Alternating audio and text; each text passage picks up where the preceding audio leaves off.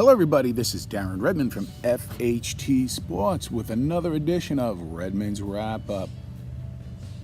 It's hard to wrap up this subject I want to talk about today because there's still one or two starts left in the National American League for starting pitchers. It's funny how sometimes people, they look at both ends of an argument and they like to discuss them both because they'd rather be right than correct. I'm not a big fan of the sabermetrics that is out there in baseball today for a lot of different reasons. I feel that it limits the ball player and long term limits their ability to make money because it really just puts them in this box of convenience. Person learns not to hit the other way, they learn not to steal as many bases, and the list goes on and on. I bring all that up because the starts, the wins right now, person learns not to hit the other way, they learn not to steal as many bases, and the list goes on and on.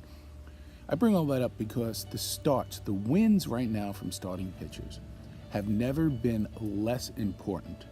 Now, I don't agree with that, but that's just the way it is. So when I hear somebody or read about somebody who prattles on and on about how important victories are, and they are important, don't get me wrong, in terms of who should get the Cy Young, I'm building the case that it's Nola in Philadelphia in the National League. Nola, well, it has to be Jacob deGrom. Jacob deGrom is doing something that hasn't ever been done in the major leagues. That's the consecutive starts with 3 runs or less. Extremely important. There's been a million pitchers, not a million, I'm exaggerating, you get the point, let's move on, who've gotten 16 to 20 wins. Though 20 wins these days is kind of rare, and tip of the hat to Gun American League doing it. Nobody's done what Jacob deGrom has. Jacob deGrom's on a lousy team.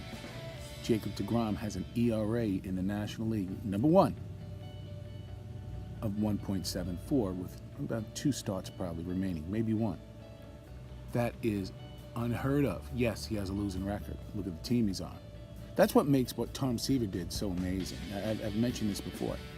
Tom Seaver was on a lousy Reds team. Well, one year they weren't too bad, and they would have went to the playoffs if it wasn't for the strike. A team in Chicago that wasn't very good. He was sort of an add-on to the Red Sox in '86. Yes, he was in the dugout at Chase Stadium against the Mets in '86. Look up your research. Knew that before a thing called Google. And of course, he was on those Met teams that were not good at all, except for those 2 phenomenal years. So it made it amazing that he actually won 100 more games than he lost over the course of his career. He made the statement that if he signed a 5-year contract right now, and went 0 for 20 for 5 straight years, he'd still retire a 500 pitcher. Back to Jacob deGrom. Jacob deGrom broke the record in terms of the number of consecutive games giving up 3 earned runs or less. He also has an ERA of 1.74. In today's home run, hit it off a tee, I'm in my comfort swing zone. And second in the whole National League in strikeouts, averaging over 12 strikeouts every 9 innings. So, is it the end of the world if Jacob deGrom doesn't get the Cy Young? No. But then don't tell me about the importance of sabermetrics in one breath and then limit him because of the fact that he is not showing more wins and he has a losing record. Not his fault. He can only do what he can do. You can't validate Andre Dawson being the MVP for a team that finished near last or at last place with the Chicago Cubs and then not hold Jacob deGrom to that same standard.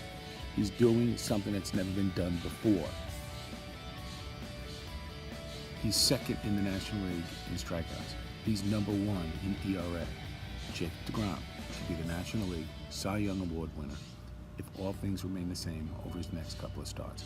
You know what? You can put a bow on this because Redmond wrapped it up.